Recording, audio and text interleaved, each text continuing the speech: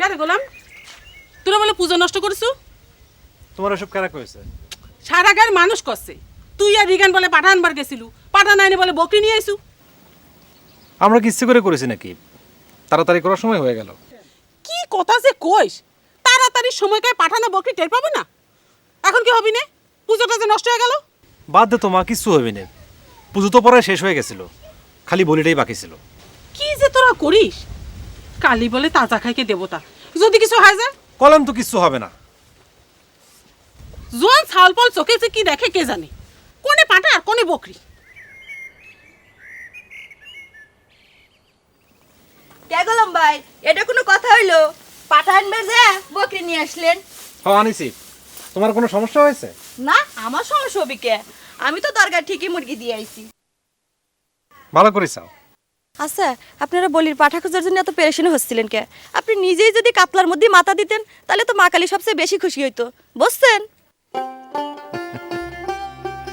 আমাকে বলি দেওয়ার আগে নিজের কথাটা একটু ভাবো। বিয়ে তো হচ্ছে না, বিয়ে জাতি হয় সেজন্য দরগায় মুরগি মানত দিয়ে বেড়াচ্ছ। মুরগিতেও কাজ হচ্ছে না। দেখো গরু ছাগল দিলে পারে যদি কাজ হয়। হয়, আমার বিয়ে হচ্ছে না সে কথা কয়ে তো মাইসের হাত পা ধরে কাঁদতেছি। শোনেন, আমার যদি সারা জীবন বিয়ে নাও হয় তবু আপনার মতো কানা মাইসের কাছে কয়বার যাব না, যে দিনের বেলায় পাঠা চেনে না। এই শেফালি, আরে আরে সব ধুম বাইরে রইছো কে?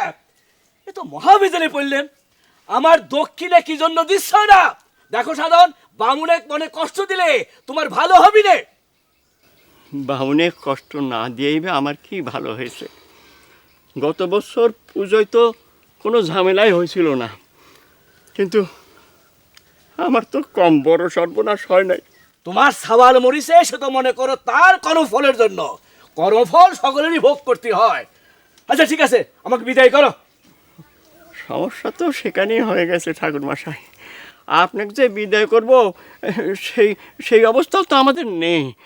নগদ কোনো টাকাই নেই ফান্ডে। কি করছো? এ তুমি কি কথা শোনাচ্ছ তক্ষণে? হ্যাঁ, সব কাম হলো আর পুরোতে দক্ষিণে সময় এসে করছো, টাকা নাই।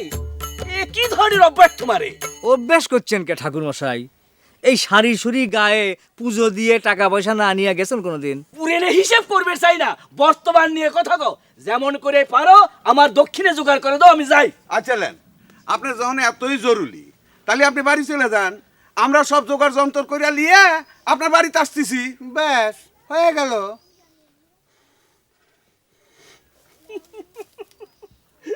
জারের উপর জুলুম করে আইছিলাম পুজো করবেন, অন্য কোনো গায়ের পুজো হলে যাতেবি না। খালি সারি সুরি গায়ের জন্য আসা, আর তার প্রতিদান এই দিচ্ছ।